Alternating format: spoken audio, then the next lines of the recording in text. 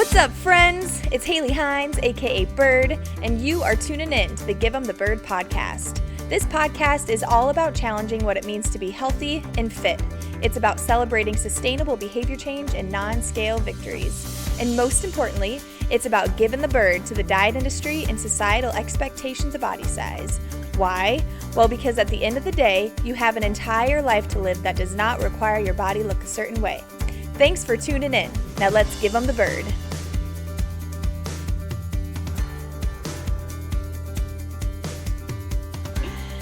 All right. Hello, everybody, and welcome back to another episode of Give 'em the Bird. Today, I have a super freaking special guest, somebody that I love with my whole entire soul and heart and being, Emily Steinis. Yay! Emily has over a decade of experience teaching women to tap into the power of their body and minds. She's a 500-hour registered yoga teacher, a strong first kettlebell trainer, a holistic health coach, breathwork facilitator, and mindset coach. Her mission is to equip all women with the tools to own their unique superpowers and experience radical self-love. Welcome, Emily. Happy to be here. Oh, I'm so happy to have you here. This is so cool. I feel like since I've been meeting with you regularly over Zoom, this is just like another check-in. It really is. It feels so alive. So it does. Yeah. So that was a lovely bio that I read of you, but I'm curious if you could tell listeners even more about you.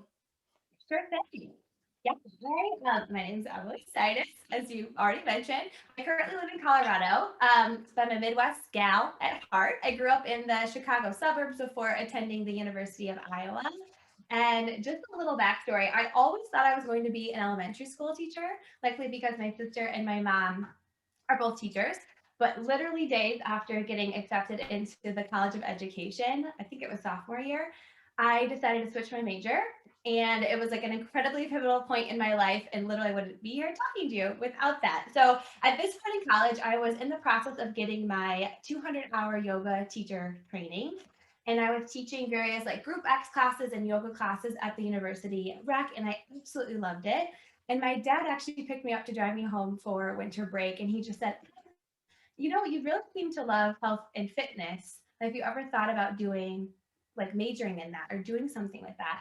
And at this point, I never once considered making health or fitness a career of mine, like not because I didn't love it, but like truly because it literally never crossed my mind. Him asking me this was like such a simple, like obvious question, but it totally took me by surprise, which is really funny because I honestly had no idea I could even major in something like that, which is like laughable now. Like, duh. So it was so funny how narrow-minded I was. Like, I decided I was going to be a teacher, and I literally had no idea what any other opportunities or paths could look like for me. So yeah, immediately after that conversation, I hopped online. I discovered the health and human physiology major. I got that with the track and health promotion. I switched my major, never looked back. Fast forward to now, I have my own company, boopbod, devoted to teaching and training women through movement and breathwork and meditation and mindset practices, like you mentioned. I've launched my own accredited yoga school through Yoga Alliance to lead 200-hour yoga teacher training. I run retreats every year, like domestic and international. I've created several online courses. I now have a self-love membership, which I'm so proud of, for women to have on-demand access to like my favorite self-love tools. And then just like you, beautiful Haley, have been a part of, I support women through the 12-week Hype Girl mentorship program, which is like so devoted to getting you out of your own way and into clarity and action surrounding like your purpose, your mission, your unique superpowers, and your impact. And so like even just like reflecting back on that, it's so magical and so beautiful to see how that one decision and that one comment from my dad like brought me to this opportunity to like know you and have you in my life, and I'm obsessed with you, but also to be sitting here and chatting with you. It's kind of bananas. Yes. I love that so much. I also didn't know that. Yeah. So, the last person that I interviewed, Sam, the dietitian, and I think her episode will be coming out like right before yours does. She actually studied health promotion at the University of Iowa too. Yeah, it's like, what a small world. I love those connections. Yeah, absolutely. That's awesome. Yes. And talk about the power, like you said, of one decision. That's crazy. Or like one question. So powerful. Like totally took my blinders off. Like, Yeah. I think so many of us too, we go through life, we have a decision, we keep our blinders on, we get time years down the road, we're like, what, how did I get here? Like, I didn't even check in with myself once. It's Yeah. crazy. And I feel like you mentioned, and we're probably going to talk more about it, like the Hype Girl mentorship, but I feel like that came up for me even too so many times. Like I was not necessarily stuck on doing something a certain way, but I just like thought that something with the podcast or something with life had to be a certain way. And yeah, so I feel like you within that program and really all of your programs, you provide like those like life changing or perspective shifting or decision changing moments for so many women. And then I can attest to that because I've been there. I did that. That makes you feel so good. Cause Yeah. that's like totally one of like, that is the mission. I want women to really understand like their own power and be totally tapped in. So they're not living based on societal norms or pressure or just because they feel like they have to follow a certain path. So one question that I love to ask people that come on the podcast is how your definition of what it means to be healthy and fit has changed over time. Like I think so often, I've mentioned this in previous episodes and even in my intro, like when we think about healthy and fit, we have maybe a certain look or like body size or certain habits or behaviors in mind. And I know for me how it's totally shifted throughout my life as I've learned different things. And I just love to hear for other like health and fitness professionals, how, if at all, your definition has changed over the years. Yeah, I love this question so much. And I feel super grateful to have been raised in a family where like health and fitness was just a part of our lifestyle. Mm. Like I never really necessarily knew what I was doing with healthy and keeping me fit or like Yeah. fell into that category. It's just like the way that we live. Like even from the age of 5, our family would go out to the mountains in Colorado to go on hiking trips every summer. I was like making up dances with my sister in the Yes. backyard and recording videos. Yes. Doing like yoga DVDs in our living room, you know, like drinking green juices or smoothies that my dad made most mornings. Like that was just my norm. Mm. And I've always been drawn to movement and frankly, I have a lot of energy. So like movement and I became buddies really early on because it just was fun for me. It was a way to, I just felt really good doing it.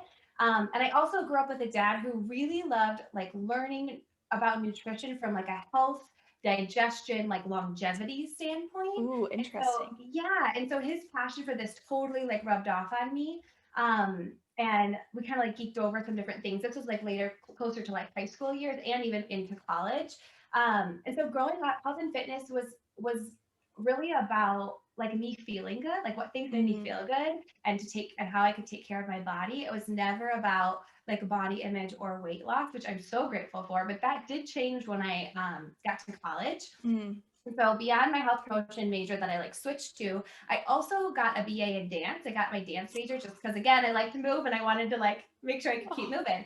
So that was like just a fun little side thing. But as soon as I got into that department, I witnessed how much pressure was put on our bodies to look a certain way or, you know, have a certain build, especially like a ballet bod is very different from my body. Overhearing like friends and other fellow dancers like picking apart their bodies, judging their bodies, wanting to like not eat or like literally not eat before different auditions, like you name it. And as shocking as it may be, because this is like not until college for me, but as shocking as that is, this was really new to me. And this was like it was really new and it most certainly made me start questioning my own body. It's like I was surrounded by this and I was like, wait, am I supposed to think about this stuff? Am I supposed to overanalyze these parts of my body? So part of stuff my body that I never once thought about, I never once like overanalyzed in the mirror. I started to do that. I started to judge and just like it was a lot. It was a really big shift for me. And then as I got into personal training and was surrounded by others in the fitness world, like that pressure was real. So like weight loss talk was everywhere, right? Getting a bikini bod was like the goal of every woman. Restricted diets were so common. Like killing yourself in the gym was like an achievement, you know? And so I felt like I really easily and quickly got sucked right into what I now consider like the it of the health and fitness industry, but I got sucked into it right away. I was a part of it. I was a trainer. I was teaching classes, and it was like even the names of some classes to this day irk me. I feel like they put out such an icky message. But I was wrapped up in that because that is what the industry was, and I was a part of it. And then eventually I was teaching crazy hours, kind of basically running a gym, teaching and training. And I had this really big wake up call. So, like on the outside, you know, you could consider me doing all of the quote unquote right things in the industry of working out regularly or working out hard. I was more anal about what I was eating than ever in my life. And, you know, I appeared to be some sort of a beacon of health just because of my profession and being a coach and training and yoga teacher and all of that stuff. But my body literally shut down and I ended up in the hospital. And I only ended up there because I ignored every single sign my body was telling me prior to that day and prior, like months and months prior. And looking back, there were tons of signs. One really silly one, but it's like, duh, Emily, like get your life together, was that in between classes, like even if it was like a 20-minute break, I would sneak out to my car to like close my eyes and nap. I was just mentally, physically, emotionally shot. I was just like so shot. So yeah, the hospitalization for sure like shifted my view of health and fitness again. And it was so clear to me that I needed to make some changes in my own personal life. It was so clear to me that health and fitness was not about striving for like a change in your external appearance and following like every fitness trend or every fad diet. It was about taking the time to slow down and checking with what's happening on the inside. Like, how did I feel? What do I need more of or less of? To move my body in ways that I actually wanted to or that felt good. And to take time to really show up as much, if not more, for like my mental and emotional health as much as I had been for my physical health. So that was a huge turning point for me. And then I felt really responsible, especially being in that industry. And if I, as a health professional, was led astray to like get sucked into this, I knew that other women needed me to like wake them up a little bit. And I knew it was so easy for anyone else to be kind of tricked into the false claims and the just empty guarantees and the pressure that our society puts on us, especially, I mean, everyone, but I feel like women is a whole other layer too. So yeah, at that point I quit my job. I dove into more meditation, like essential oils, breath work, intuitive eating, which at the time I had no idea what intuitive eating was. I just started eating intuitively. And that's when I created boopbod. And so it's my mission to teach women that like I had this shift and I kind of felt like I learned the hard way. And so now it's my mission to teach women how to like truly love themselves inside and out and feel empowered to make decisions for their life that like is on their terms and not based on societal pressures and standards. Yes, I got chills like 4 times while you were just like talking. I literally was like, oh, it's happening again, like chills. Yeah, I love, first, I think it's so interesting what you're saying, like growing up there, you didn't feel those pressures, but then I've like listened to other podcasts or just, you know, heard other people's stories, like it's very similar to what happened to you. Like you go to college and then all of a sudden we're surrounded by all of that. And it's like impossible not to get sucked into it. And the messages that are in the college atmosphere, the college environment, they are so scary and harmful. And luckily, again, I always say like people are waking up to it. There's still obviously that like really pervasive and harmful like dieting messages out there, but I feel like it's becoming more nuanced, like body positivity and body acceptance and whatnot. But then also how you're mentioning like being a dancer, like dancers are a population that, they face like such higher rates of eating disorders or disordered eating. So I feel like both being a dancer and then coming to college, it's just like impounded on you. It was a lot. And again, whether dancer or not, I think our society is so built on like who gets praise. I should be more like that. If I'm not like that, something's wrong with me and I need to change. Whether that's like, you know, with the filters that they're on Snapchat or Instagram filters that change your face shape, or the people that are getting praised for certain body types. Like if you don't already have that and you feel less than and not enough and you're trying to shift that. So yeah, I feel like that was the beginning of being surrounded by. And I feel like now, like college students have that times a million, because you not only have the physical people that might be talking about it and you're in this culture, which I also agree that we're getting better. But with social media, it's really hard to get away from into like check in and make decisions for yourself, because there is so much pressure. Yeah, I totally agree with that. And I think it's so cool to see, like, to hear, I think that's like the second or third time I've heard you kind of tell that story, just because of the programs and opportunities I've heard you talk at. And I still got chills. I'm still like dialed in. Like, if listeners could see me, I'm like, yes, yes. But it's so cool now to see literally exactly what you talk about has, like, that is absolutely, I can see that come to fruition with boopbod. Like, everything in boopbod is just like freaking amazing. I love like the fitness aspect of it, but I feel like even in the programs, because I have a lot of your programs. I just really like your programs. And I don't like, I really don't recommend pages or programs to many people, like, especially when I'm working with students, because I have to like get to know the people behind them to know if I can trust them. But I'm always like, boopbod, just go look at boopbod. I mean, I don't to students, obviously, but because that would probably be inappropriate to recommend, that certain things. But yeah, I'm always like, just go to follow boopbod, just buy boopbod's programs, like, just do it. But what I love about them is that they all incorporate, whether it's fitness focused or not, like, they all incorporate like that mindset piece of it, and like listening to your body piece of it. And I just feel like that has been so impactful for me when I'm doing it, because I know in my head, like, it's really easy for me to get so wrapped up in the movement and making sure that I'm doing everything perfectly, exactly how many reps, and I'm not skipping a day or whatever it is.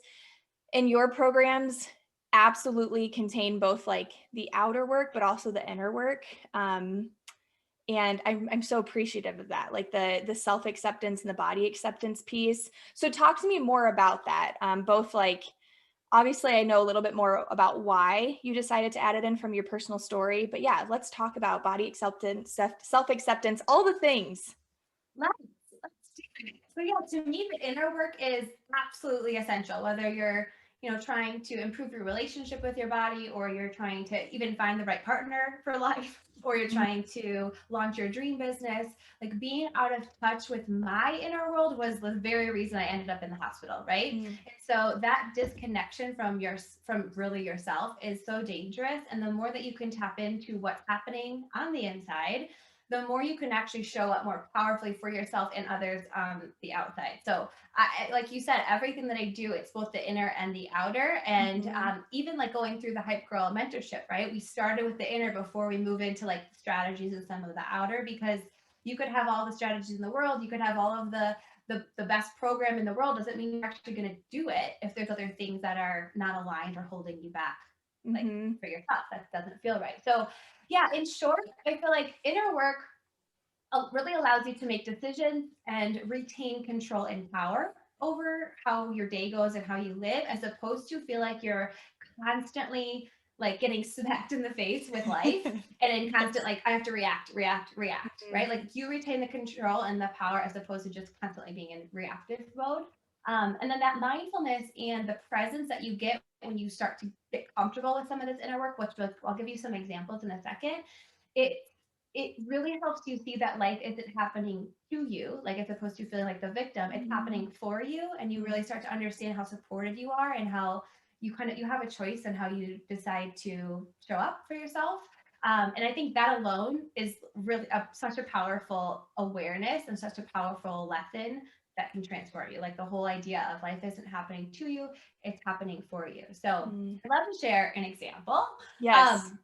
So I think of inner work as, for the purpose of this chat, let's think of it as like three steps, or like three things. So the first being self-awareness, second being self-acceptance, and then the third self-love in the form of some type of action. So and I have many tools for all three of those, but when all three of those are combined and present, you're going to find that you are way better at managing your emotions, at managing your energy, and just your overall like mood and happiness.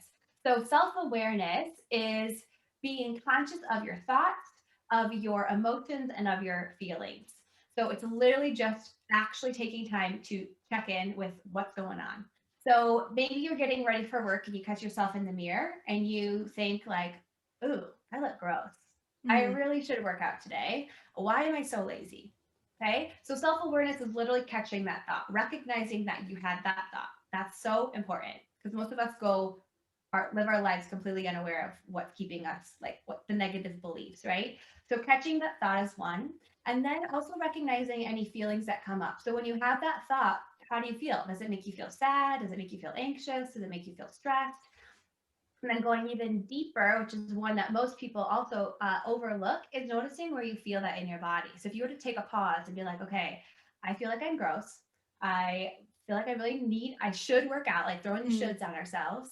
And, why am I so lazy? Like, what does that feel like to really believe that? Is it a tightness in your chest? Is it like, does just overall heaviness? Like, how does it feel in your body? And so simply, literally just having this first step and this awareness, it creates space between the present moment that you're experiencing right now and who you are. Because you are not your thoughts, you are not everything that you experience, right? So it creates this space. And without that space, it's really easy to just identify yourself as being lazy or gross, which is absolutely not the case for anybody. So after then the awareness piece is then the self-acceptance. And self-acceptance in this example isn't I am lazy and gross. Right now I am feeling lazy and gross. It's something I'm experiencing right now. It is not who I am. And so there's no judgment like added in this step. And it's simply literally observing and honoring yourself at this present moment. That is so stinking powerful. I like to think of it as like you're just constantly being curious and witnessing yourself like you're a scientist. Like, interesting. She's going through this right now. Yeah. As opposed to like, like just the whole self-judgment and the shame is only going to get heavier to carry. The acceptance creates some lightness and some space and some freedom. So checking into the thought, the awareness, and then the acceptance is just like, okay, this is where I'm at right now. This is what I'm experiencing right now. It's not who I am. And then the last step is the self-love. So self-love in the form of action. And again, that can look so many different ways.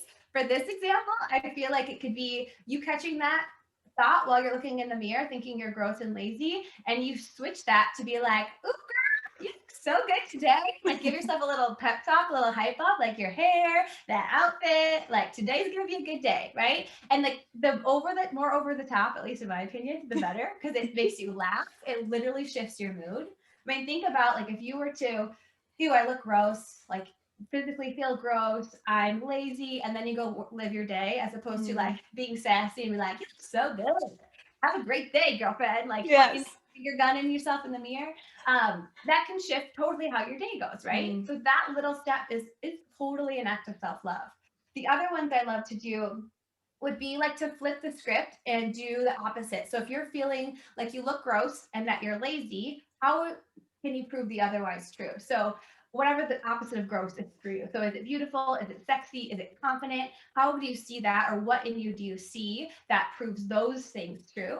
And the same thing with lazy. Like what proof do you have that you're not actually lazy? Like maybe you haven't been moving your body because you've been working long hours on another project. That's proof that you ain't lazy because you're working hard, right? Or maybe you've been taking a break because you just know that you mentally, emotionally needed to like not move your body for a while. That's certainly not lazy. So trying to like find these other ways that the limiting beliefs are innocent, right? And they're not us. So recognizing when they're not necessarily true and kind of challenging them with love. So other ones that I know I love, but like breathwork and meditation and movement of any kind, like literally playing any song that pumps you up and dancing around like a crazy person for literally one song length is one of the best things you can do to shift your energy and your mood. Journaling is also really powerful. Even setting boundaries for yourself, like all of this. So that inner work and that inner awareness of what's happening in your body, without it, it's really hard to know how to support yourself, right? It's really easy to then be so out of touch with your inner world that, again, you're following trends or you're jumping into programs that aren't aligned for you, or you're feeling like you have to, or you should, or you need to do all of these things that actually aren't aligned and don't actually make you feel more confident or feel happier or feel more fulfilled. So taking the time to check in there first before taking action and making decisions. Yeah, I love that. I've never thought of it in terms of if we don't check in with ourselves, we're more likely to like go with the trends or the most recent diet or all those things. And that only further distances ourselves from like our bodies or being able to listen to our bodies, like the inner work. It was interesting as you were going through those three things. I specifically remember, so it was the awareness, acceptance, and then love, like self-awareness, self-acceptance, self-love. Yeah. I specifically remember in one of our, it was one of like the last Hype Girl mentorship check-ins that we had. You did that with me and I didn't know what you were doing. And now I see it and I know how powerful it is. Like, Yeah. I remember it was about like a specific limiting belief that I've had with myself for so long. And like, I still feel like I'm working through it. It's not related to like body size or anything. But I just remember how powerful it was, like the proving point, like for you to be like, okay, now prove yourself wrong. Like, how can you show yourself that isn't true? Like I had never, my brain had never gone to that thinking before. It's always like, I always just think of ways to prove that limiting belief is right. Yeah. Well, that's how your brain works, right? Like what your thoughts Yeah. are, your brain continues to find things to prove that true. So by challenging it and be like, how is it not true? You can also find ways to support what actually is supporting you, right? Yeah. And I just remember feeling like even now thinking about it, like how powerful that really was. And it sounds really like simple and like flu-foo or foo-foo, whatever, but it works. Like it worked for me, and obviously there's things that are way more ingrained in us that are going to be harder to unpack and to prove wrong and whatnot. But yeah, I love that. So awareness, acceptance, love. You got it, baby. I love it. Those are so good. So thinking about limiting beliefs, because again, when I was doing the Hype Girl mentorship program, which this is not a paid ad, but like you should do it, listeners. I am not sponsored by boopbod, but it was, and I can say this too, because my sister, Leslie, obviously she did it too. And so being able to know like somebody else, like their intimate experience with it, I feel like, it was totally life-changing. And again, like perspective shifting. And the first, I don't know how many weeks, it felt like maybe 8 weeks or so, we focused on the inner work. And I feel like, because what I was really focusing on with the mentorship program was this podcast. And I feel like I would not be reaching out to the people that I have reached out to. I would not have the people on the podcast that I have on the podcast. I would not be, as active on social media or whatever it is, like not engaging with people had I not done the inner work first to like first feel confident and capable of doing all these things. So I just think I can't speak highly enough about the Hype Girl mentorship program, because it's just, yeah, it's amazing. But one of the things, and I know that I was just talking about, and I know that you know this as well, one of the things that I found extremely powerful was learning more about the limiting beliefs, because I should just share what mine was. Like my big limiting belief was that I can't be my enthusiastic weirdo self and professional, because I've been told in so many different settings and by people that I'm like too much, or whatever it is. And I literally had an employee review in college where I was told that my enthusiasm and friendliness came off as unprofessional. So like, it's fun, it's laughable now, but so I've just taken that with me. I'm like, I can't be myself and get where I want to be in terms of my career. And I don't know how the hell you did it, but that was like, I'm talking, I almost like broke down in tears just thinking about like, I can be both. Like it's totally possible to be both. So I want to talk more about limiting beliefs. All that to say, I just want to talk about limiting beliefs. No, I love that. Thank you for sharing that. I actually was I had a little like bulleted thing on my lineup here. I'm like, I'm gonna highly share her example Yeah. because it's so powerful. It's so powerful. And I think again, like what really shifted for you in terms of the people that you reach out for your podcast or just how you feel? It wasn't like you had more training. It wasn't like you had more like anything. It was literally an inner shift that allowed you to show up more fully, which is like we all have that potential. We all are able to tap into that. We just have to decide to show up in that way and to practice it.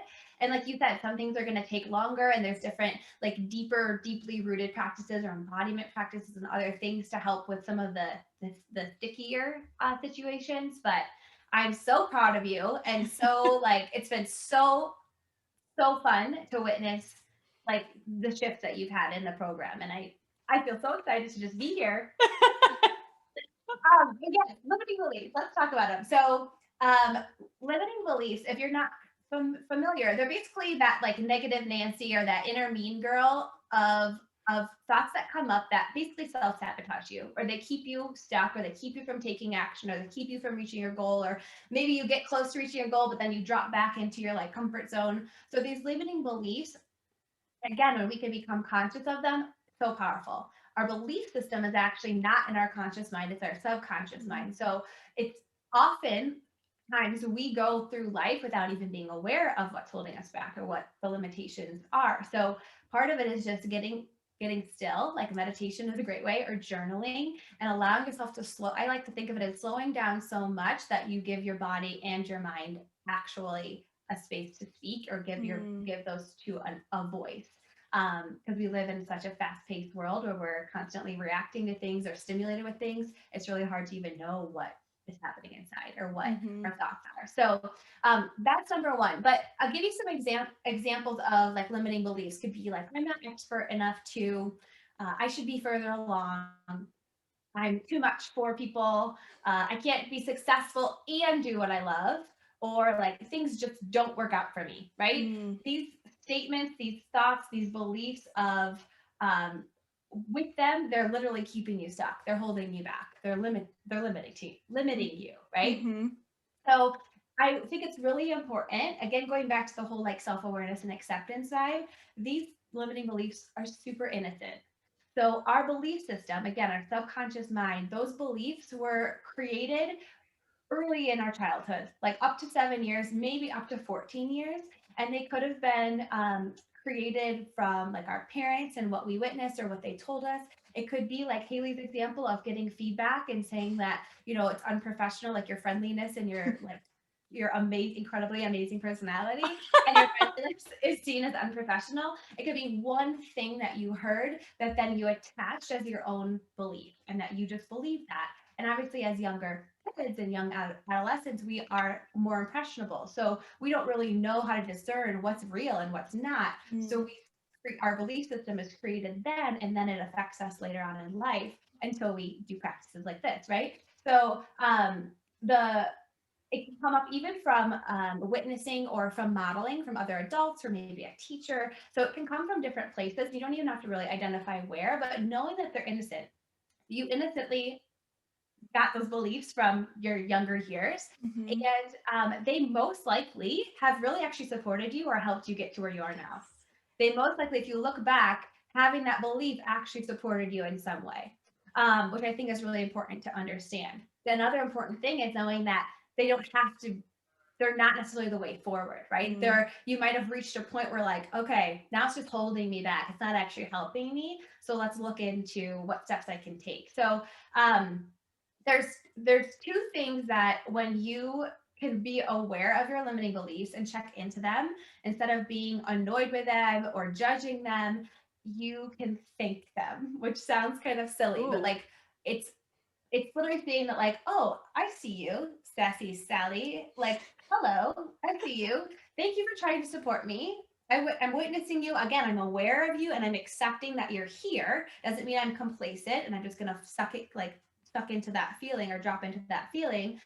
But I witness you, and I'm going to thank you. And if we can do that, you kind of gain two things. You gain control again, right? It's separating yourself from that thought. So you gain control as opposed to just being stuck in this like hamster wheel of letting it control you over and over. And you also allows you to separate yourself enough to then find the wisdom, which is one of the things I think that was really powerful for you, Haley. But finding the wisdom in the actual belief, which we can talk about an example here if you want to. Yeah, let's do it. Yeah, because I remember for me that was through the workbook that we had for the week with the limiting beliefs.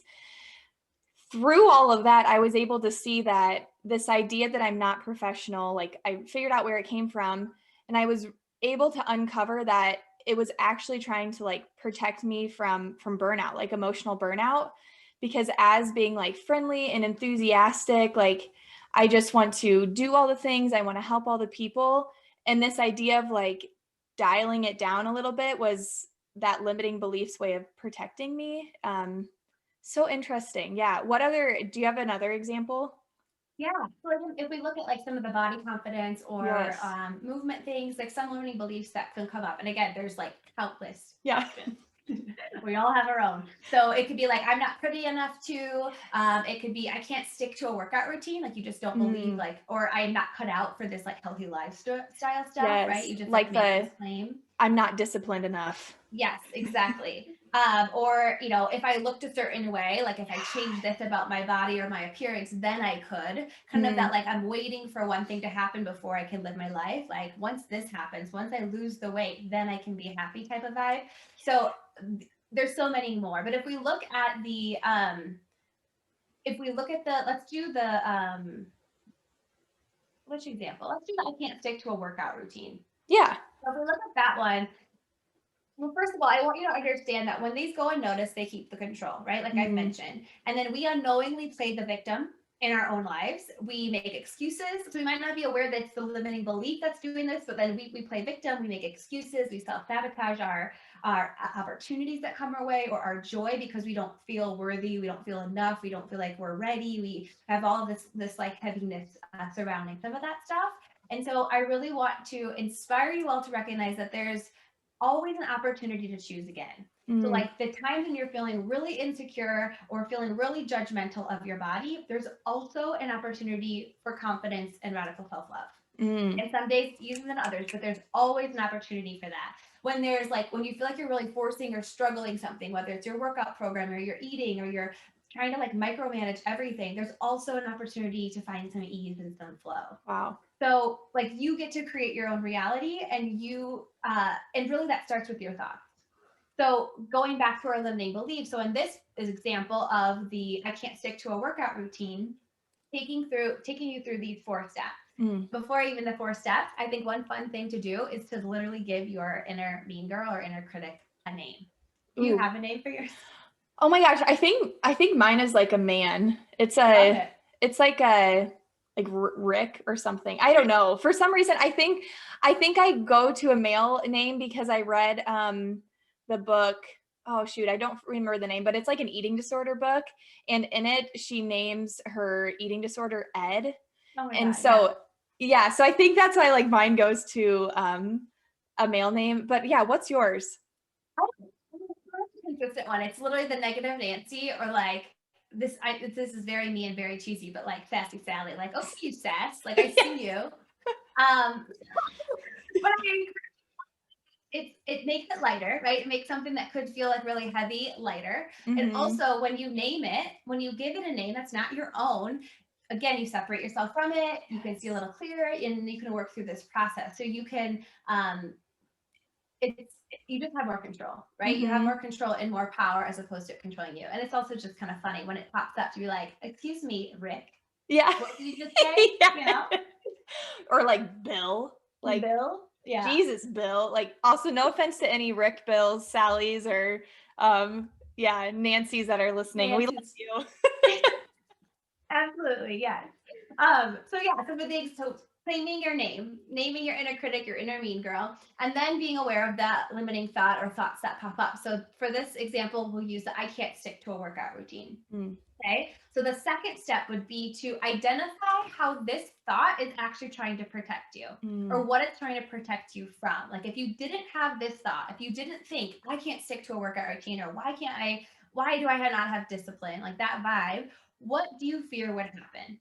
So for this example, it could be like, if I didn't think this way, I would fear that I wouldn't have enough pressure. Like it's giving me the pressure that I need to work out more. Or if I didn't think this way, it wouldn't be that kind of that like tough love, right? That negative energy that's going to actually make me show up. And I would fear that I would slack off even more and move my body even less. Wow. Okay.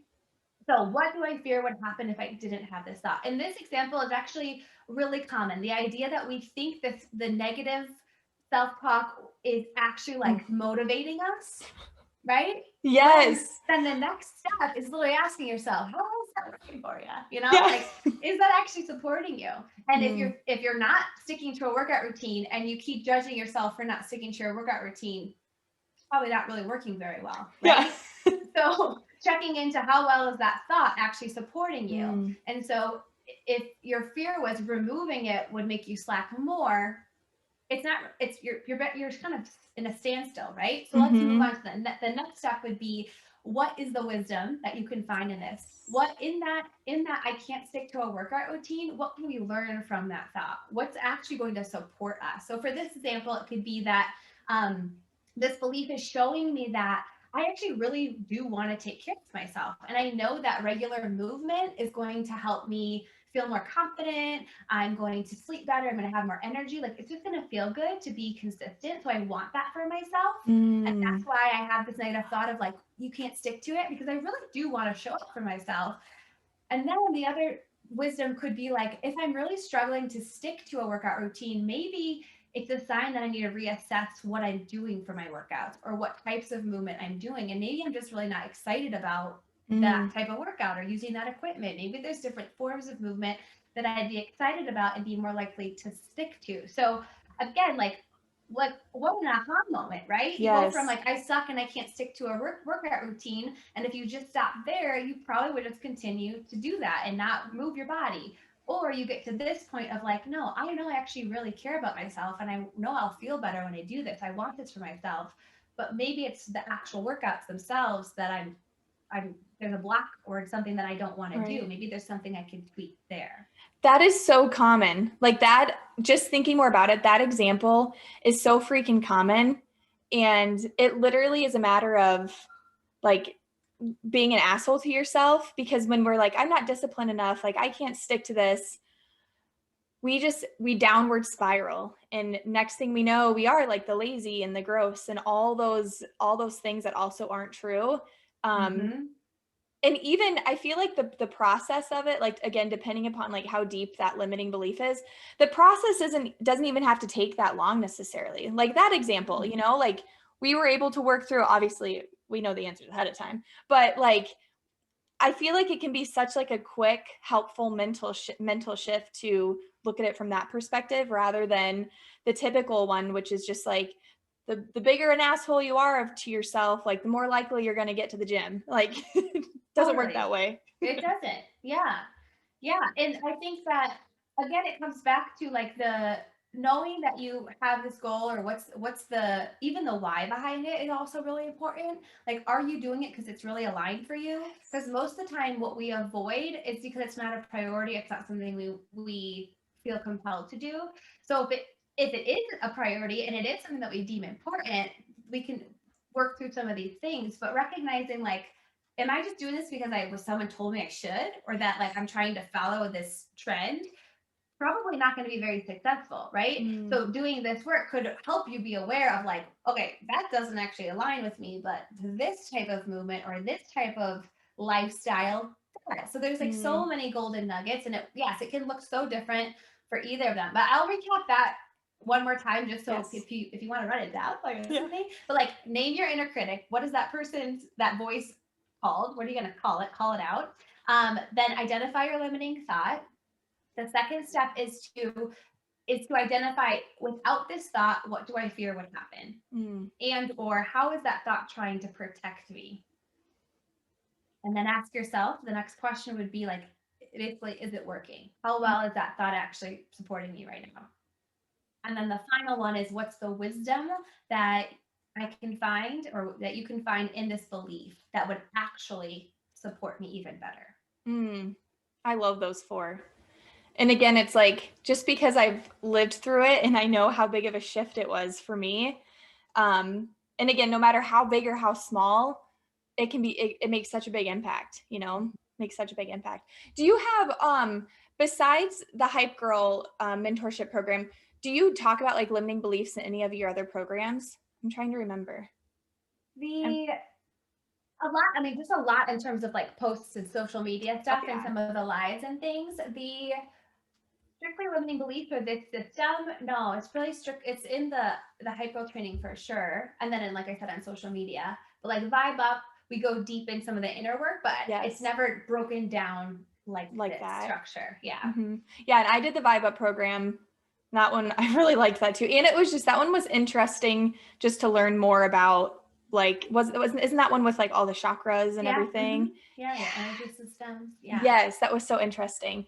What else? Like, can you think of anything else? I know, I just like don't want to let you go. I just love you so much. I feel like everything that you say is just so impactful.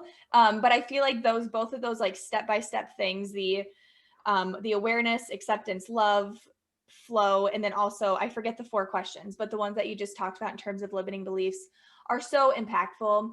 I'm curious if there's anything else that you didn't talk about that you think would be helpful for listeners to know. I'm putting you on the spot. I got so many things. I think just to chunk it down and be really simple is that judging yourself is not supportive. Like you already mentioned, Haley, but like judgment is heavy. That's heavy to carry. And your like stuck emotions and the things you aren't addressing, and you're just trying to jump to the next thing. I think oftentimes we, especially with like the highlight reel on social media, we think people's lives are so perfect. So when we're struggling, we feel like we just have to like fake it, or we have to jump to the next positive thought, or pretend like everything's great, or judge ourselves or shame ourselves for feeling down. And being present with your body and your emotions is the most important thing you can do, at least in my opinion. And that judging it is heavy to carry. It's even heavier. And acceptance, again, creates that freedom. So if you're dealing with something, whether it's anxiety or it's just feeling overwhelmed or stress or sadness, like allow yourself to stop and just be in it. It's not always the most, glamorous thing to do, but being in it and going back to the beginning of those 3 steps. So are there any thoughts that are coming up? What are my emotions right now? Can I name them? And this silly little slogan, if you can name it, you can tame it. So again, calling it out gives you back some of your power as opposed to it controlling you. And then noticing where it is in your body. So like if you're feeling really anxious, I know for me, if I'm feeling anxious, it is right in my chest. It feels like just a serious pressure in my chest. So what I'll do is I'll bring my hands up over my chest, close my eyes, and just experience it. Like, okay, this is where I'm at right now. Again, no judgment. I'm not trying to force myself out of it right away. I'm just witnessing it. And I'll take a few deep breaths, like breathing into that space. And it doesn't mean it's always going to magically just disappear in that moment, but you'd be really surprised at how quickly some of that releases, because you're accepting it, because you're willing to be with it, as opposed to like shove it down and ignore it or just jump to the next thing. So the whole being with your emotions as opposed to becoming them is powerful awareness, or at least it has been for me. And you mentioning the anxiety piece, I literally did in the Hype Hub today, the breathwork for anxiety. So yeah, when you like mentioned that you feel your anxiety in your chest, like that's the second time I've heard that today from you. Okay, so we've talked a lot about the Hype Girl mentorship, but I want you to like plug all the things, both like where we can find you to learn more, but then also you don't have to go through like all your programs necessarily unless you want to. I'm totally cool with that.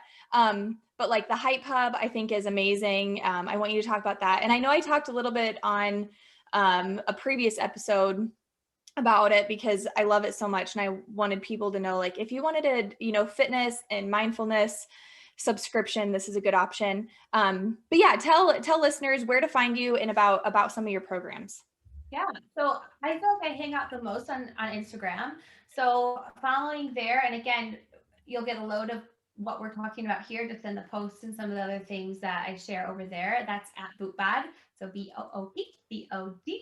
And the Hype Hub I'm so proud of it. It was really, I created it because I want, it's so aligned with obviously the mission that I have, but I want you to feel so empowered to be able to support yourself regardless of what state you're in, what energy level you're in, what mood you're in. I want you to have a tool to be able to just pop in, click play on whether it's a workout or a yoga flow or a breath work, like you said, like breath work for anxiety, or do you need motivation or more energy? Do you need to calm down and help yourself sleep? Like there's different libraries. There's a whole library for breath work. There's a library for meditations. There's a library for flows, which includes yoga and like mobility flows. There's a library for other workouts, which include like kettlebell workouts and body weight workouts and banded workouts. And so you literally have access to just pop in, support yourself and pop out. And it was really important to give you the power to do that, to give you the resources so you didn't have to stress or try so hard, right? But also you get to choose what to do as opposed to me saying, on Mondays, you got to do this. On Tuesdays, you got to do this. Because that's not necessarily going to support you when you're having a week that you need to do something the opposite of what I would suggest, right? So I'm really proud of that. And it's super accessible, I think, and affordable, $22 a month. Start and stop at any time. The other cool thing about that is that we do monthly workshops. Yes. And so they're live workshops, which I'm all about, bringing all of these other fabulous Hive women together in a space virtually for right now. Yeah. Like to see and be a part of like-minded humans. And then those will vary. We'll have guest speakers as well. And so popping in live or the replays will also be added to a whole other library of replays from the workshop. So get a lot of really supportive tools, like everything we've talked about, including all of the other movement and breathwork stuff. Yeah, it's like that, the Hype Girl membership. I have online programs, but you can get all of that access just straight through my Instagram bio and the link in the bio. You'll be able to kind of browse there. I really encourage you, if you have any questions about anything we've talked about, if you're like, I have this limiting belief, but I'm not sure how to move through it, please DM me. I would truly love to like support you and help you walk through it to kind of create some ease. The other thing I love to think about for limiting beliefs is instead of just seeing them as like these big barriers and these big like blocks, that without recognizing them, they are, right? Once you recognize them and can work through them, they actually become like the stepping stones to reach our goal or to feel happier or confident. So they actually are the way, they're not in the way. And so I really would love to support you if you are listening to this and you're like, oh, I need more guidance. I'm not really getting it. Please just like shoot me a DM. But yeah, I think Instagram is probably the easiest way to get access to all of the things.